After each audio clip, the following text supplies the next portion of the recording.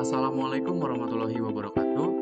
Yang kami hormati, kepada dosen pengampu mata kuliah Ekonomi Kependudukan dan Sumber Daya Manusia, kepada Bapak Rizkon Halal Syekh Haji, MSI, PhD, dan teman-teman yang kami banggakan, pada kesempatan kali ini, kami dari kelompok 11 ingin menjelaskan dan mempresentasikan bagaimana hasil daripada tugas kami terkait dengan topik mortalitas dan mobilitas penduduk, dampaknya terhadap dinamika pembangunan dan sumber daya manusia di Indonesia.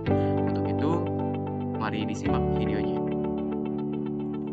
Selanjutnya ada anggota kelompok dari kelompok 11. Yang pertama ada Ikhwan Al-Khotib dengan NIM akhir 069, ada Muhammad Lutfi Ardianto dengan NIM akhir 070, ada Radita Devina Suwarli dengan NIM akhir 072, ada Konita Rahma Akila Susanto dengan NIM akhir 073, ada Reni Anggriani dengan NIM akhir 074, dan yang terakhir ada Fadlan Febrian dengan NIM akhir 076.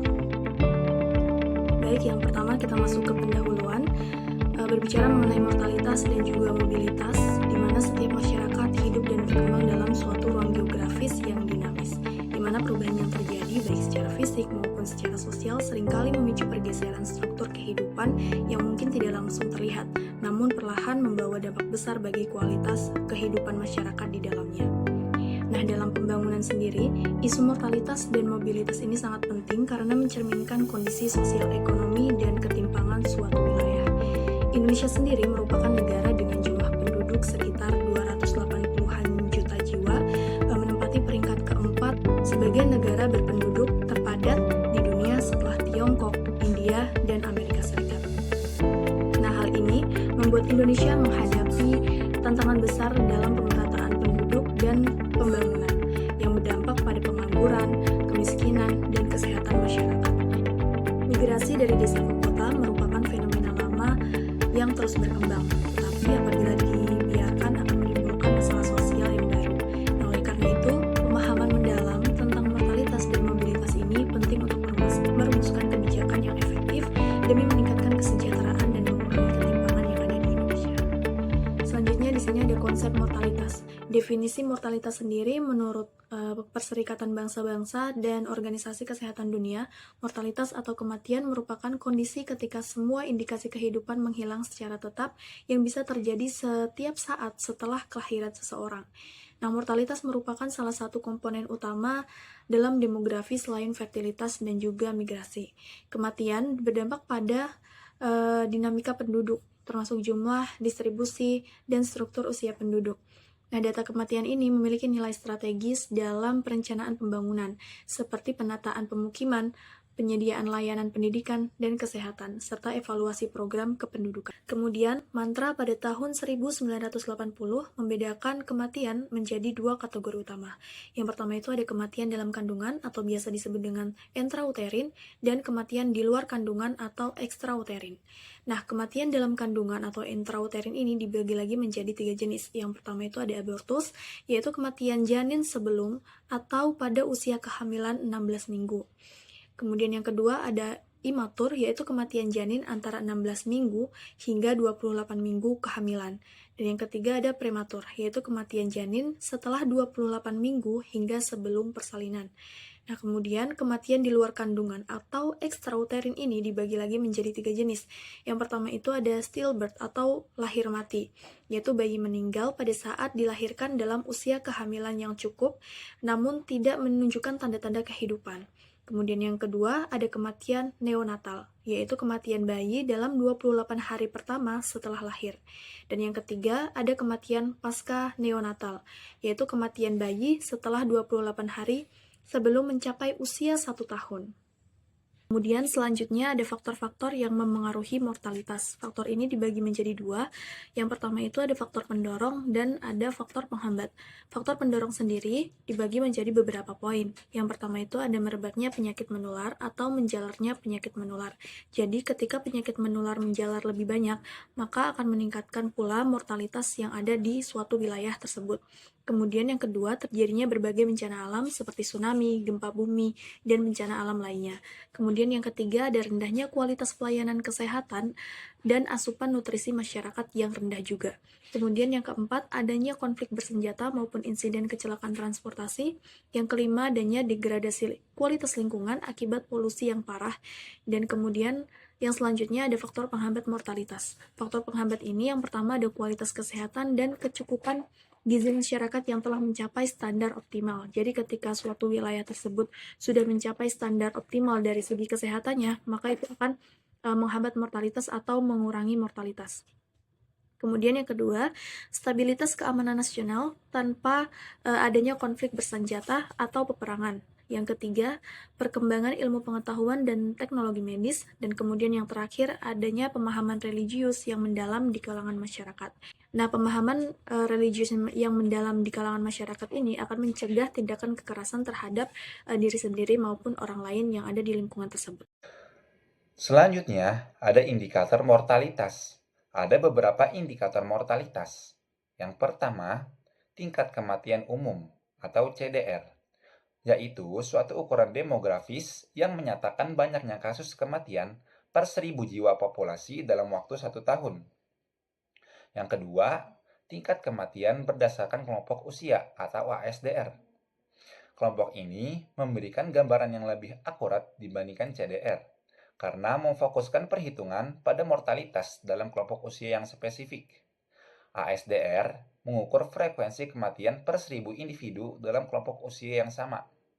Yang ketiga, angka kematian lepas baru lahir, yaitu persentase kematian bayi yang terjadi setelah 1 bulan hingga sebelum mencapai 1 tahun per 1.000 kelahiran hidup dalam jangka waktu yang ditentukan. Yang keempat, tingkat kematian maternal atau MMR. MMR ini merupakan indikator penting dalam kesehatan reproduksi yang mengukur resiko kematian ibu akibat komplikasi terkait kehamilan, persalinan, atau masa nifas. Indikator ini dinyatakan dalam jumlah kematian ibu per 100.000 kelahiran hidup dalam periode waktu yang tertentu. Yang kelima, tingkat kematian bayi atau IMR. IMR menjadi penunjuk penting yang menggambarkan jumlah bayi yang tidak bertahan hidup hingga usia 12 bulan per 1.000 persalinan hidup dalam waktu 1 tahun.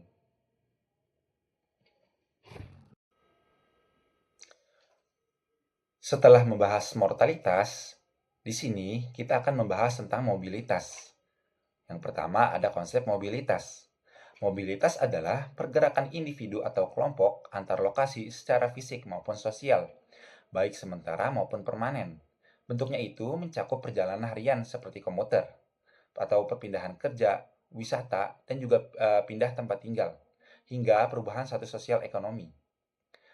Mobilitas ini juga bisa terjadi secara virtual melalui teknologi digital seperti kerja remote. Faktor yang mempengaruhi mobilitas ini meliputi aspek sosial, ekonomi, budaya, dan juga kebijakan-kebijakan. Dampak yang terjadi akibat adanya mobilitas yaitu terlihat dalam distribusi penduduk, pembangunan wilayah, dan juga pola interaksi sosial.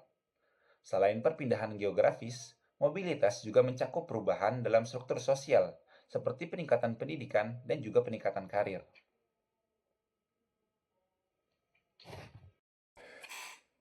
Selanjutnya yaitu kita akan membahas tentang mobilitas penduduk. Mobilitas penduduk ini terbagi menjadi 2 jenis utama. Yang pertama ada mobilitas vertikal dan juga mobilitas horizontal. Mobilitas vertikal ini melibatkan perubahan status sosial atau ekonomi seseorang, seperti naik jabatan, peningkatan pendidikan, atau perubahan tingkat kekayaan. Yang kedua ada mobilitas horizontal, yaitu mengacu pada perpindahan geografis penduduk dari satu lokasi ke lokasi lain dalam jangka waktu tertentu. Namun, belum ada definisi standar mengenai batas ruang dan waktu perpindahan ini. Nah, mobilitas horizontal ini terbagi menjadi 2, yaitu mobilitas non-permanen atau sirkuler dan mobilitas permanen atau migrasi. Mobilitas non-permanen ini bersifat sementara. Contohnya itu seperti commuting harian atau menginap singkat di lokasi tujuan, yang biasanya untuk alasan pekerjaan musiman. Nah, sebaliknya, migrasi yang bersifat menetap ini berperan besar dalam perubahan struktur populasi, terutama di negara berkembang yang menghadapi ketidakseimbangan distribusi penduduk akibat perbedaan akses terhadap pekerjaan, lahan, dan kualitas hidup. Selanjutnya yaitu transisi mobilitas. Ada beberapa tahapan dalam transisi mobilitas. Tahap pertama yaitu masyarakat pratransisi, Di tahapan ini, kebanyakan pergerakan masyarakat masih bersifat non-permanen dan tidak bertujuan untuk menetap, walau tidak selalu berjalan dalam waktu yang singkat. Selain itu, ada juga migrasi permanen yang berbentuk pembukaan lahan baru atau kolonisasi pertanian. Tahap yang kedua, masa masyarakat transisi awal. Pada tahap ini, terjadi peningkatan mobilitas sementara ke daerah perkotaan, perkebunan, dan juga pertambangan. Mobilitas ini penting untuk mendukung pembangunan pedesaan karena pendapatan yang diperoleh migran dapat meningkatkan ekonomi desa. Transportasi yang luas, murah, efisien, dan cepat menjadi kunci dalam peningkatan mobilitas ini. Selain itu, terdapat mobilitas antar kota, terutama dari kota kecil atau menengah ke arah kota yang lebih besar, serta migrasi ke daerah yang baru. Pada tahap ini, migrasi masih didominasi oleh laki-laki. Tahap ketiga, yaitu masa masyarakat transisi menengah. Partisipasi perempuan dalam perpindahan ke kota-kota besar semakin meningkat. Arus migrasi dari wilayah penyangga ke pusat urban ini mengakibatkan kemandakan perkembangan di daerah sekitarnya. Sementara itu, pergerakan penduduk dari desa ke desa mengalami penurunan. Dan sebaliknya, perpindahan antar wilayah perkotaan justru semakin bertambah. Migrasi dari desa ke kota mulai bersifat menetap, sehingga penghasilan dibelanjakan di kota. Namun, hal ini menyebabkan desa kehilangan tenaga kerja yang produktif, yang dapat mengganggu pembangunan ekonomi pedesaan. Kota kecil dan menengah tumbuh lebih cepat karena adanya dorongan migrasi. Selanjutnya itu tahap yang keempat, masa masyarakat transisi akhir. Perkembangan megacity pada tahapan ini semakin pesat, sementara populasi pedesaan terus mengalami penurunan. Arus perpindahan penduduk dari desa ke kota semakin tinggi, dengan mayoritas migran berasal dari kelompok perempuan. Di sisi lain, tren migrasi pekerja ke luar negeri juga mulai meningkat, yang umumnya didominasi oleh laki-laki. Pada tahapan kelima, yaitu masa masyarakat mulai maju, urbanisasi melebihi 50%. Mobilitas penduduk desa kota ini menurun dan terjadi suburbanisasi serta dekonsentrasi penduduk kota besar ke wilayah sekitarnya. Tidak ada perbedaan yang mencolok dalam mobilitas antara laki-laki dan perempuan. Dalam mobilitas sementara, seperti perjalanan ulan-alik yang umumnya dilakukan oleh laki-laki dan juga perempuan. Selanjutnya itu tahap ke-6, masa masyarakat maju lanjut. Dekonsentrasi di kota-kota juga semakin berkembang, dan penduduk kota besar menyebar ke kota-kota yang lebih kecil. Arus pekerja asing dari negara yang masih dalam tahap sebelumnya memulai masuk. Mobilitas pulang balik tumbuh pesat dan dilakukan hampir merata oleh laki-laki dan perempuan. Yang ketujuh, atau tahap ketujuh, yaitu masa masyarakat maju super. Nah, pada fase ini, pemanfaatan teknologi canggih, khususnya di bidang informasi, menjadi ciri utamanya. Mobilitas jangka panjang atau permanen semakin menurun, sedangkan mobilitas sementara mengalami peningkatan. Sistem transportasi mulai tergantikan oleh sistem komunikasi, yang memungkinkan orang untuk tetap terhubung tanpa perlu berpindah tempat secara fisik. Selanjutnya, ada teori mobilitas penduduk dengan pembangunan. Di sini ada dua teori mobilitas penduduk dengan pembangunan. Yang pertama, model dorong-tarik. Nah, model dorong-tarik atau push and pull factor ini dikenalkan oleh Everett Ashley di tahun 1984. Yang digunakan untuk menganalisis alasan perpindahan penduduk dari suatu wilayah ke wilayah lain. Yang intinya, orang pindah karena daerah asal ini tidak mampu untuk memenuhi kehidupan mereka. Sementara daerah tujuan menawarkan kondisi yang lebih baik. Dalam konteks pembangunan, perpindahan ini sering terjadi karena adanya kesenjangan pembangunan antar wilayah, sehingga daerah yang lebih maju menarik lebih banyak penduduk. Selanjutnya, ada teori migrasi dari Harris dan Todaro di tahun 1970. Menurut Harris dan Todaro di 1970, orang-orang ini pindah dari desa ke kota karena ingin mendapatkan pekerjaan dan penghasilan yang lebih baik. Mereka membandingkan peluang kerja dan pendapatan di desa dan kota sebelum memutuskan untuk migrasi. Keputusan migrasi ini didasarkan pada perhitungan ekonomi yang logis. Dan migrasi ini terjadi karena upah di kota lebih tinggi dan lahan pertanian di desa semakin sempit. Adapun faktor pendorong dari desa adalah kemiskinan dan pengangguran, sedangkan kota yang menarik karena banyak peluang kerja.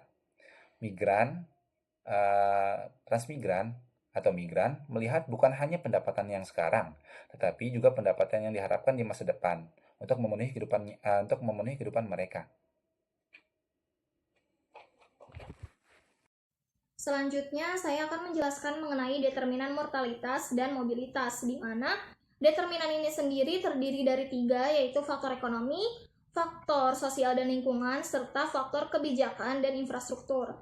Nah, yang pertama itu faktor ekonomi terhadap mortalitas, di mana menurut data BPS di tahun 2020, sekitar 9,71% total penduduk Indonesia itu hidup di bawah garis kemiskinan, dengan sebagian besar diantaranya itu tinggal di wilayah pedesaan. Kondisi ini secara langsung mempengaruhi kemampuan keluarga miskin dalam mengakses layanan kesehatan yang memadai. Nah, kondisi ini tuh menunjukkan ketimpangan dalam hal distribusi pendapatan serta akses terhadap layanan dasar yang pada akhirnya itu berdampak pada tingginya kerentanan terhadap permasalahan kesehatan yang berakhir pada kematian. Okbo et al. Di tahun 2022 dalam studi terbarunya menyebutkan bahwa anak-anak dari keluarga miskin itu memiliki resiko kematian hampir 2 kali lipat lebih tinggi dibandingkan anak-anak dari keluarga dengan kondisi ekonomi yang lebih baik.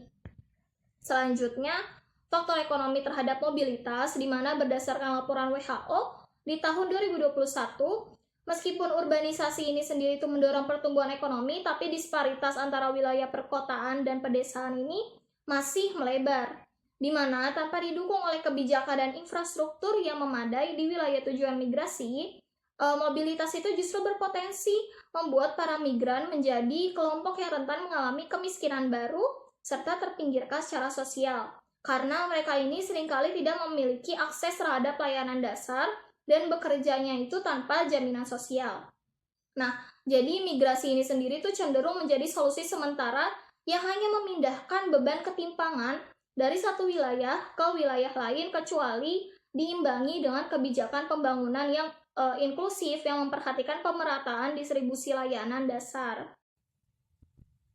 Selanjutnya, ada faktor sosial dan lingkungan terhadap mortalitas dan mobilitas, di mana semakin tinggi tingkat pendidikan seseorang, maka akan semakin baik pula pemahamannya mengenai pentingnya menjaga kesehatan, melakukan deteksi dini penyakit, serta memanfaatkan layanan kesehatan yang tersedia dan mencegah melonjaknya angka kematian.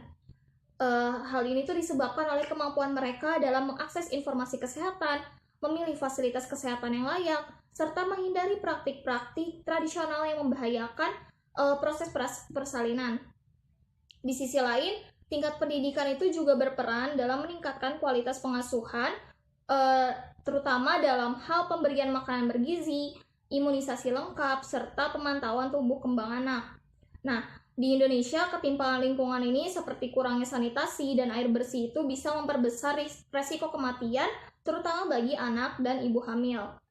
Urbanisasi di Indonesia itu juga dipicu faktor sosial dan lingkungan, dan berdasarkan data BPS di tahun 2020, mencatat migrasi desa kota itu didominasi alasan kerja dan pendidikan. Namun degradasi lahan, perubahan iklim, dan bencana alam itu juga mendorong migrasi. Menurut WHO di tahun 2021, memperkirakan perubahan iklim itu akan meningkatkan migran lingkungan yang sering bersifat terpaksa dan menimbulkan masalah sosial baru di daerah tujuan.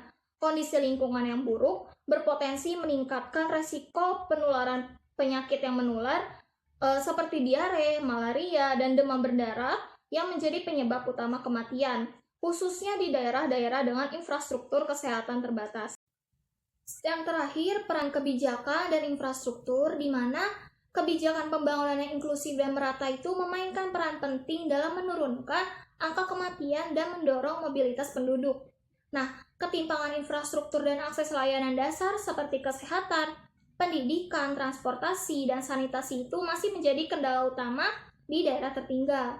Data dari BPS di tahun 2020 menunjukkan bahwa angka kematian ibu di wilayah terpencil itu jauh lebih tinggi dibandingkan kota besar, karena akses terhadap transportasinya itu hanya dinikmati oleh 30% penduduk di daerah terpencil.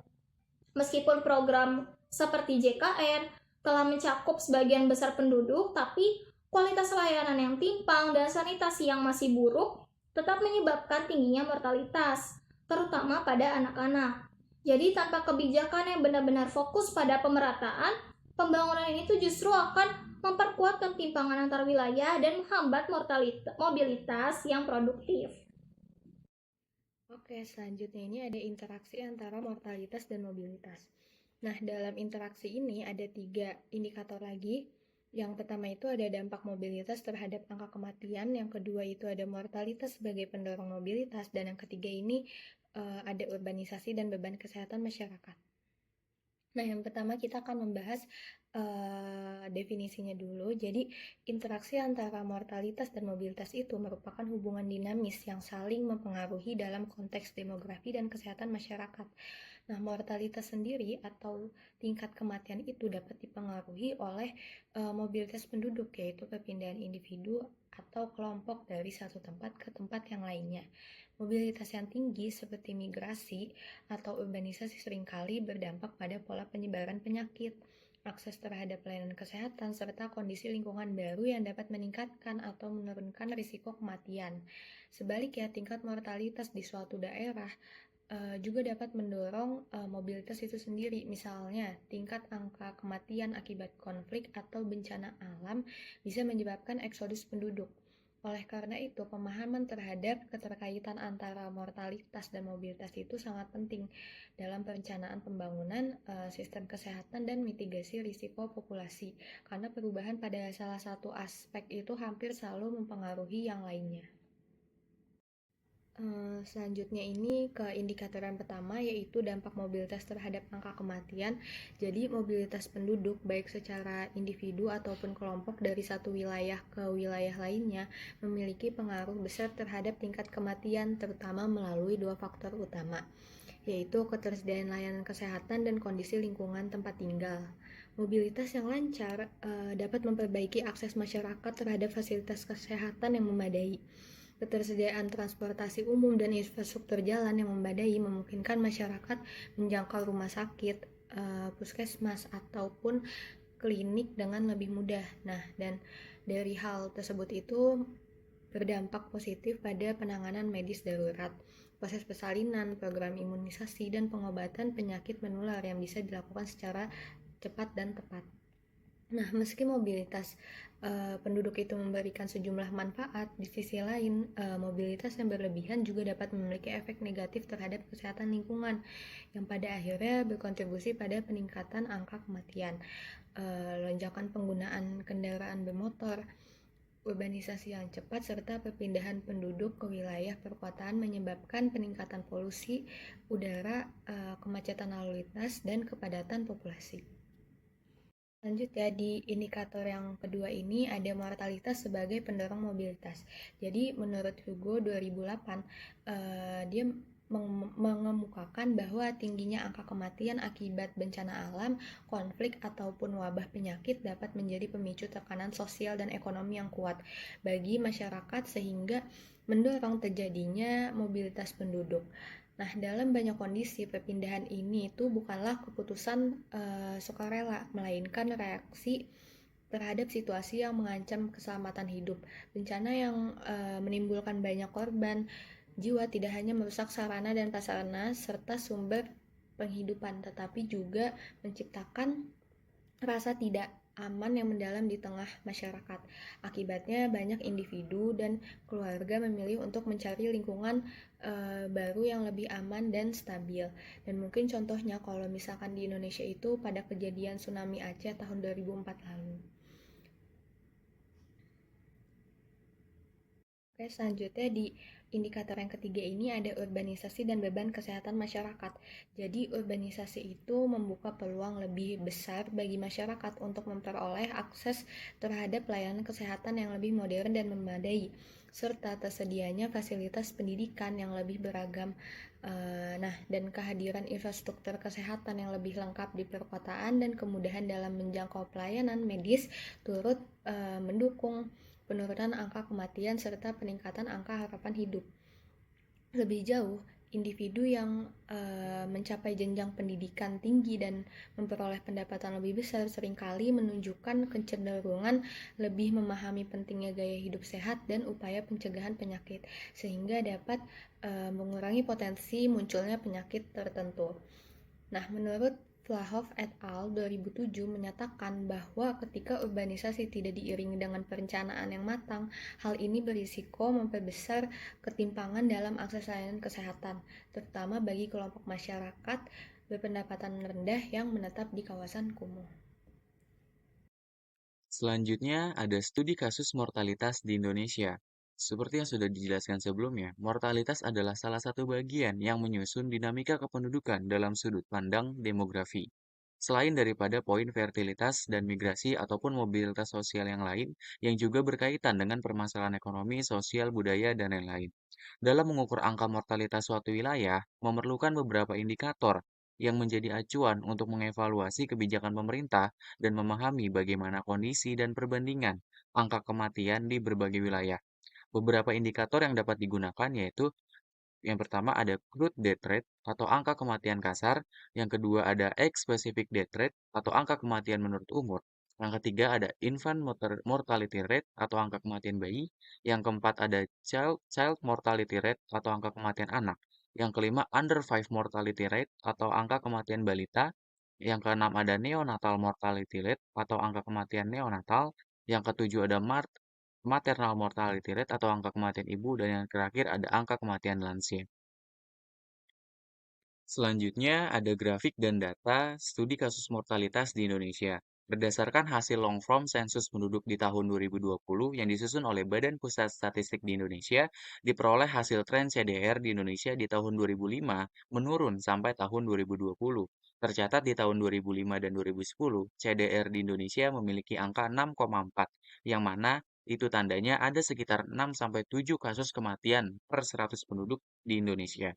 Dan di tahun 2015 menurun, yaitu tercatat di angka 5,7 yang memiliki arti bahwa terdapat 5-6 orang Indonesia yang mengalami kematian di dalam kurun waktu yang sama.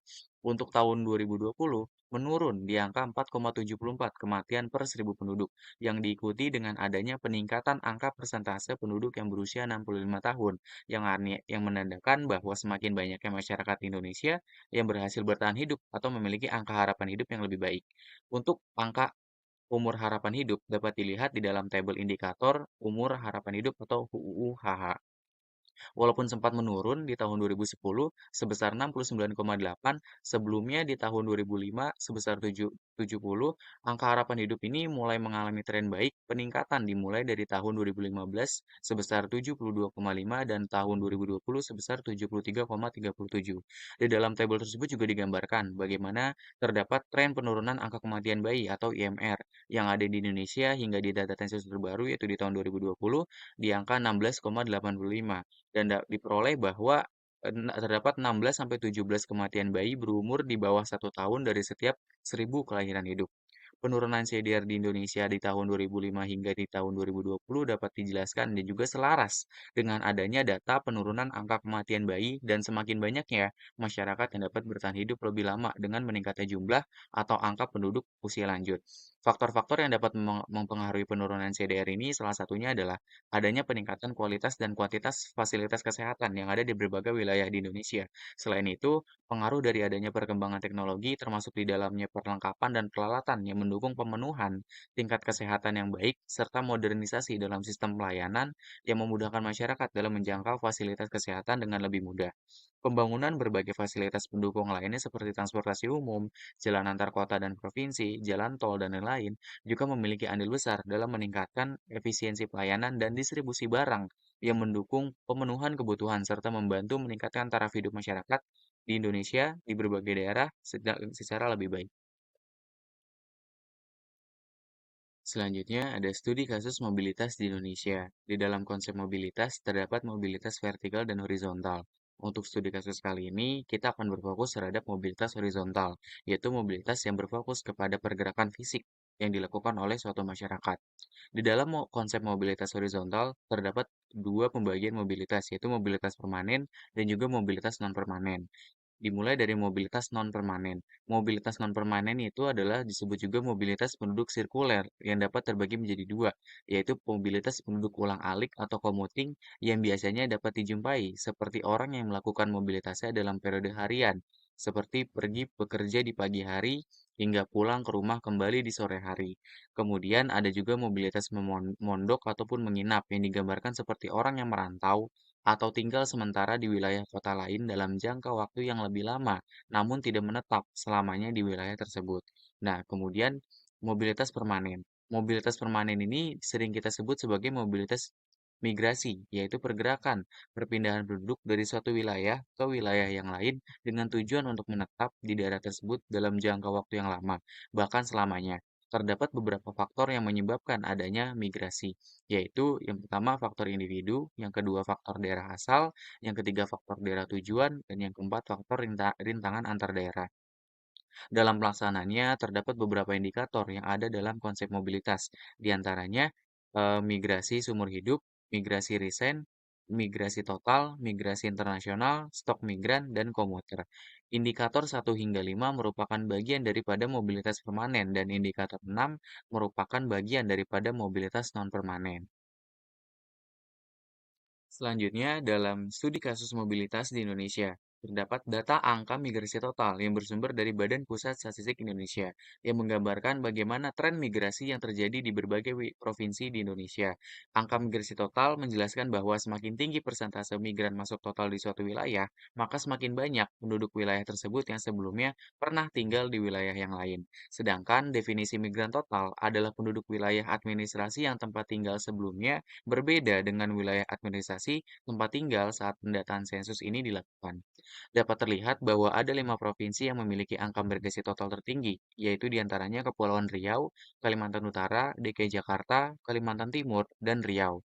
Kelima provinsi tersebut memiliki lebih banyak penduduk yang telah melakukan migrasi ke wilayah tersebut dibandingkan dengan wilayah provinsi yang lain, seperti di Kepulauan Riau dengan persentase sebesar 38,96, yang artinya sekitar 38 hingga 39 orang dari setiap 100 penduduk Provinsi Kepulauan Riau adalah orang dari luar wilayah yang telah melakukan migrasi ke wilayah Provinsi Kepulauan Riau. Hal ini mengisyaratkan bahwa telah terjadi peningkatan mobilitas migrasi penduduk di antara provinsi-provinsi yang ada di Indonesia. Dan untuk wilayah yang paling kecil, persentase migran totalnya adalah Provinsi Jawa Timur, yang memiliki angka persentase migran total sebesar 3,62, yang berarti bahwa hanya 3 sampai 4 orang dari setiap 100 penduduk Provinsi Jawa Timur yang merupakan migran atau orang yang berasal dari luar daerah Provinsi Jawa Timur. Hal tersebut dapat dipengaruhi oleh berbagai faktor yang terkait dengan Provinsi Jawa Timur.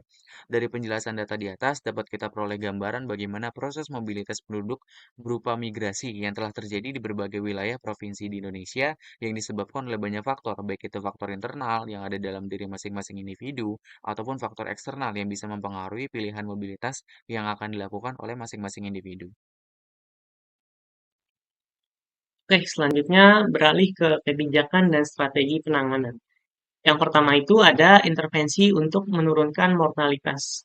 Jadi angka kematian ibu, bayi, dan balita di Indonesia ini masih tergolong tinggi dan menjadi indikator penting dalam menilai kualitas sistem kesehatan nasional. Penyebab utamanya itu meliputi akses layanan kesehatan yang belum merata, kurangnya edukasi kesehatan dasar, dan masalah gizi yang masih kronis.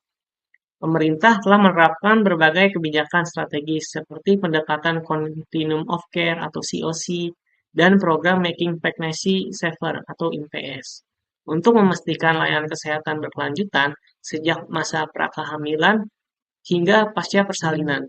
Namun, cakupan layanan COC ini masih terbatas dan perlu diperluas. Di sisi lain, intervensi gizi spesifik seperti ASI eksklusif, PMT, dan suplementasi vitamin A serta intervensi gizi sensitif melalui perbaikan sanitasi, kesehatan pangan, dan edukasi. Nah, itu kegiatan tersebut terbukti efektif dalam menekan angka kematian dan memperbaiki status gizi anak. Edukasi kesehatan juga menjadi elemen kunci dengan pemberian informasi dan intensif yang mendorong ibu hamil untuk rutin memeriksa diri. Kolaborasi lintas sektor dan pendekatan holistik berbasis data sangat dibutuhkan untuk menciptakan dampak nyata dan berkelanjutan dalam menurunkan angka kematian ibu dan anak di Indonesia. Nah, yang kedua ada kebijakan pengelolaan mobilitas. Jadi pengelolaan mobilitas penduduk di Indonesia diarahkan pada dua strategi utama. Yang pertama itu ada program transmigrasi dan pengembangan kota layak huni. Nah, jadi transmigrasi ini bertujuan untuk mengurangi ketimpangan kepadatan penduduk antar wilayah, khususnya antara Pulau Jawa dan wilayah yang kurang padat seperti Kalimantan, Sumatera, dan Papua. Nah, selain pemerataan penduduk, program ini juga mendorong peningkatan kesejahteraan partisipasi masyarakat, serta memperkuat persatuan nasional dengan memperhatikan daya dukung lingkungan dan budaya lokal. Pemerintah bekerja sama dengan Perumnas untuk menyediakan hunian layak huni bagi transmigran guna mendukung produktivitas dan integrasi sosial.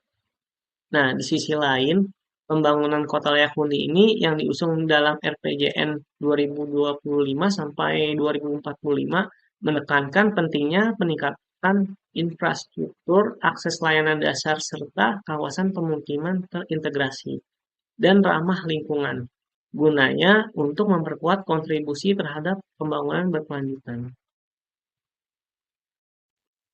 Oke, yang terakhir ada rekomendasi integrasi kebijakan kesehatan dan kependudukan. Jadi, integrasi kesehatan dan kependudukan merupakan strategi penting untuk meningkatkan kualitas hidup masyarakat. Transformasi layanan kesehatan primer oleh Kementerian Kesehatan Republik Indonesia difokuskan pada siklus hidup, luasan jejaring pelayanan hingga desa, serta digitalisasi pemantauan wilayah. Puskesmas dan posyandu termasuk revitalisasi menjadi posyandu prima berperan dalam memberikan layanan kesehatan menyeluruh yang mudah diakses. Tantangannya itu seperti ketimpangan tenaga kesehatan dan fasilitas masih harus diatasi melalui regulasi pendukung, pemenuhan SDM dan infrastruktur yang memadai. Penguatan sistem informasi juga krusial agar kebijakan berbasis data dan kebutuhan lokal integrasi yang efektif diharapkan mampu mendorong kecepatan target pembangunan kesehatan yang berkelanjutan. Jadi integrasi antar sektor tuh sangat diperlukan untuk mengintegrasikan kebijakan kesehatan dan pendudukan. Terakhir ada kesimpulan dari materi kelompok kita pada kesempatan kali ini. Jadi kesimpulannya adalah mortalitas dan mobilitas penduduk di Indonesia mencerminkan dinamika demografi yang berdampak langsung pada kualitas hidup dan arah pembangunan nasional. Tingginya angka kematian, terutama di daerah miskin, menandakan pentingnya peningkatan layanan kesehatan, gizi, dan infrastruktur dasar. Sementara itu, mobilitas penduduk, khususnya urbanisasi tanpa perencanaan, menimbulkan tantangan yang baru di kota dan memperdalam ketimpangan antar wilayah. Oleh karena itu, kebijakan pembangunan harus mengintegrasikan aspek demografi secara strategis dengan fokus pada pemerataan layanan, penciptaan lapangan kerja di daerah yang tertinggal, dan tata ruang yang inklusif, guna mencapai kesejahteraan berkelanjutan. Oke, mungkin sekian presentasi dari kelompok kami. Kurang lebihnya mohon maaf. Wabillahi taufiq wal hidayah. Wassalamualaikum warahmatullahi wabarakatuh.